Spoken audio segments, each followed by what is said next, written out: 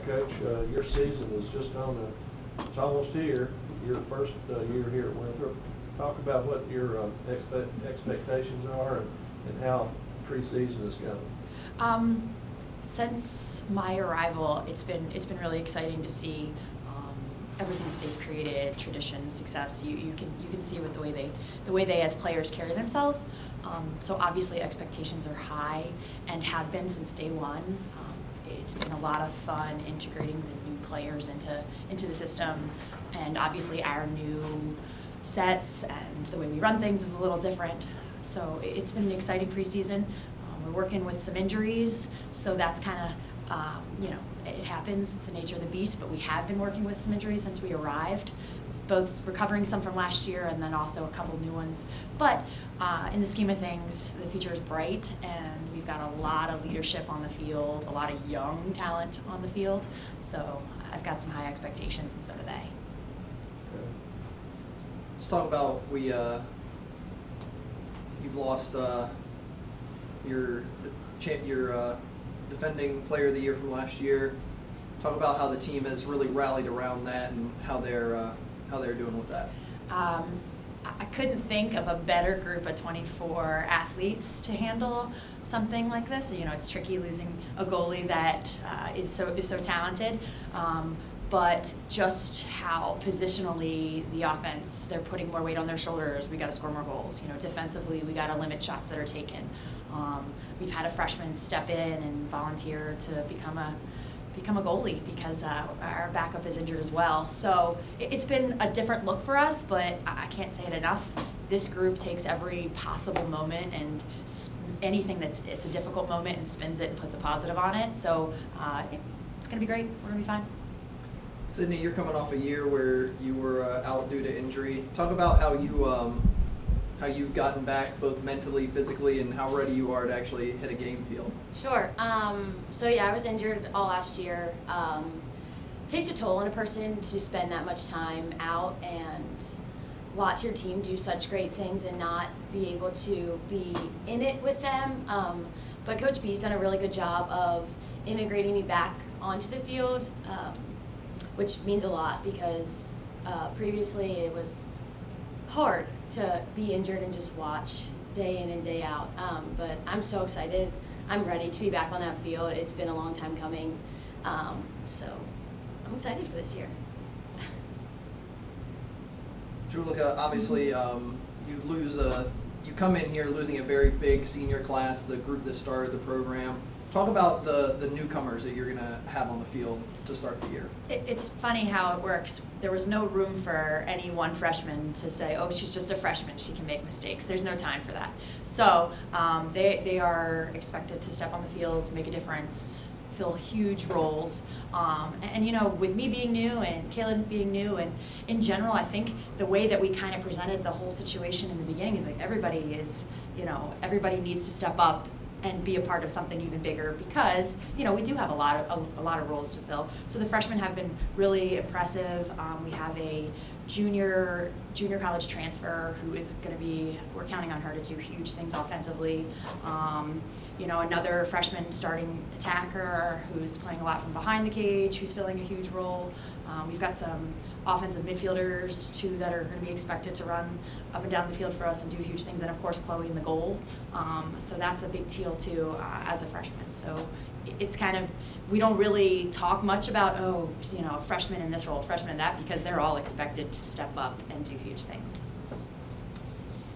Talk about your first year here. What are your goals? I know championships are goals. You always want to be the champion, but what are your goals for this group coming into your first year? For sure. Obviously, yes, winning the Big South. It has to happen. But also we spoke a lot as a team about when we get to the NCAAs, when we get to that first game, how are we going to put ourselves on a national stage? What are we going to do in that game to kind of raise our profile? Because that's, in my mind, where we should be and where we will be. We have a tough out-of-conference schedule as well, and we've talked a lot, too, as a team with our goals for those games and how we want those games to look in order to prepare us for what's next. So like I said before, the sky's the limit. We've got a lot of potential. you do have that tough out of conference schedule, but NCAA lacrosse started this past week, and for Elon, who started this week, they'll have 1-2 games before we do. Talk about how that can help or hurt having more time at the beginning of the season. For sure. I actually see it as a huge benefit for us. They don't know what they're going to see on that first outing. I mean, everybody has a different way of spinning it. I tend to put a positive in most things in my life. But so they don't know what we were doing. They don't know what offensive sets we're running. They don't know about our defensive set. They don't know who's in the goal. They don't know anything. And so that's kind of exciting. And of course, we've already been breaking down every second of every film we possibly can to figure it all out and see what is gonna, how we're gonna prepare them best for that first game against Elon. Sid, you're a senior this year, one of only 4 on the field. Talk about how it is going from a coach who you've had here for 3 years to a new coach for your senior season. Sure. So starting with John was great. I mean, he taught us so many things that we were able to carry on with Coach B and sort of help her out. I think too, as like what helps us best as seniors and what we know, how we know our team works. And I think that's also been an important part of being a captain, kind of integrating everything that we have learned from both coaches to make us as successful as possible. I think it's been a great transition. Coach B's done a really good job supporting us in everything that we do, and I think it's going to be a really good season. Coach, what are your strengths going into the opener? What do you think your strengths are going to be, and what do you think you're really going to have to concentrate on as the season progresses? We have some very powerful offensive bodies that just have talent and have a knack for finding the cage. With working some newer faces into the mix, we've had to really focus on getting them to play cohesively and how that all looks. But we have some just impressive offensive threats. And, we're fit, and in my mind, that's number one, as they know.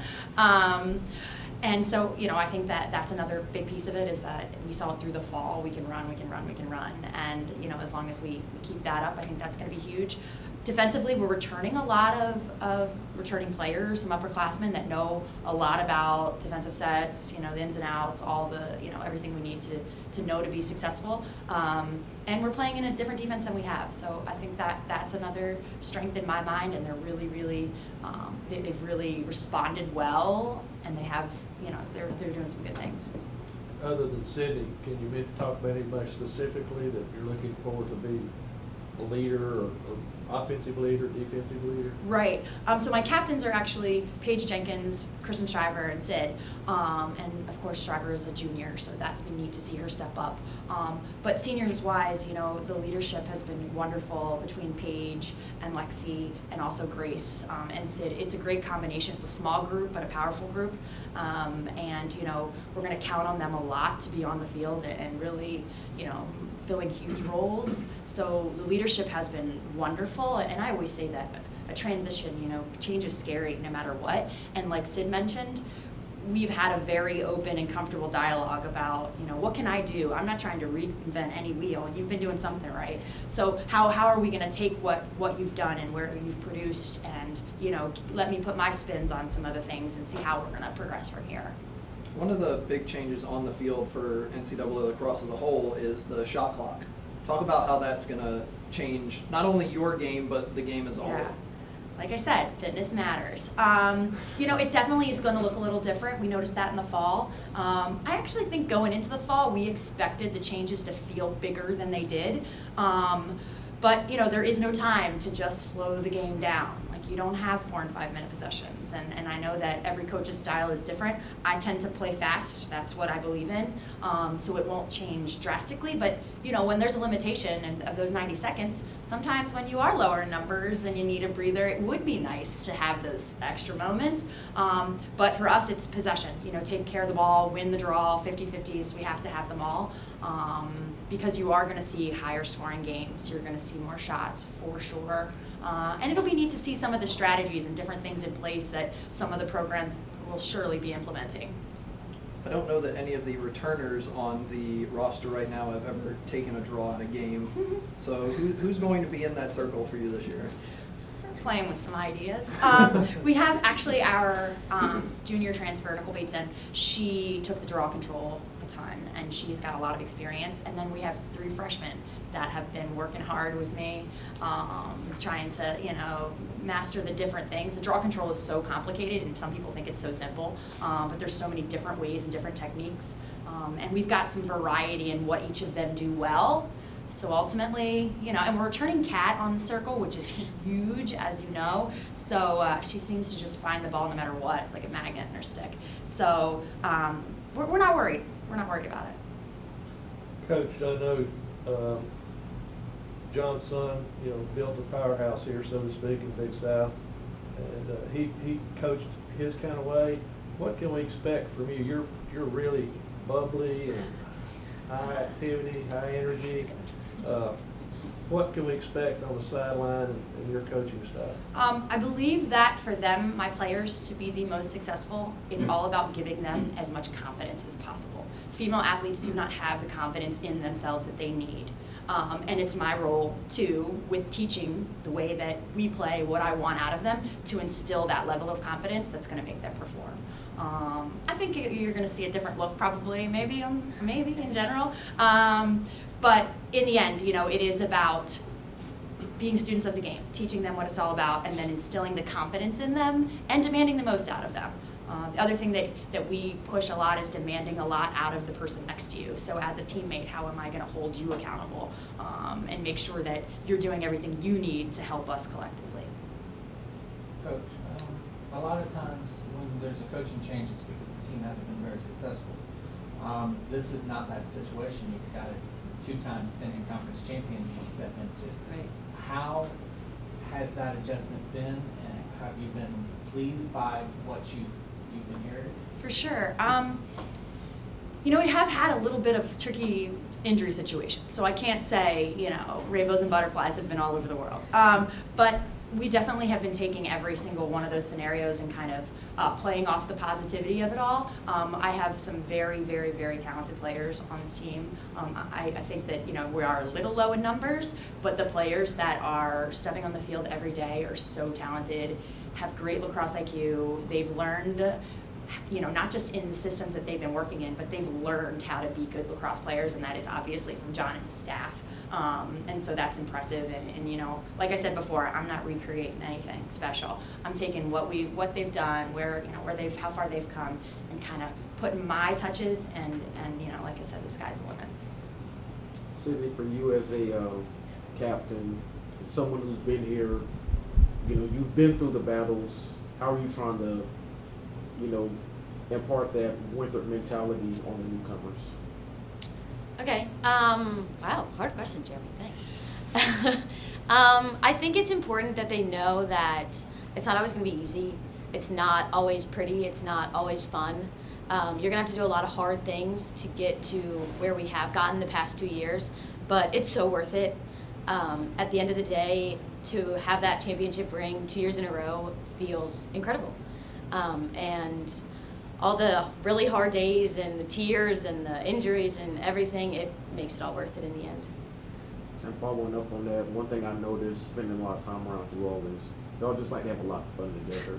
And talk about the importance of that, the team just always having fun, having a good time. Yeah, especially with us being low in numbers, it's important that we all understand each other and are in the same boat. We're all fighting for the same goal. Like, we all want the same thing. We want that championship again. And enjoying each other's company and having fun together creates a chemistry on the field that you can't have if you don't have those friendships off the field too. Time for one more question. Coach, a lot of teams have themes, or they have, rally cry going into the season. Do you all have one of those? A couple. We actually just came up with collectively as a team after an event we had last couple weeks ago, and it was no ground to give. Sorry, no ground to give. And we also, through the course of our preseason and kind of some of the different things that we've come across and had to overcome, we kind of think that proving the world wrong is a big step for us right now. as we are number 2 in the Big South in the preseason, and you know, so that's another one. Prove them wrong is something we talk about all the time. I think if you let us go on, we could come up with slogans and hashtags forever that we think we stand for, right?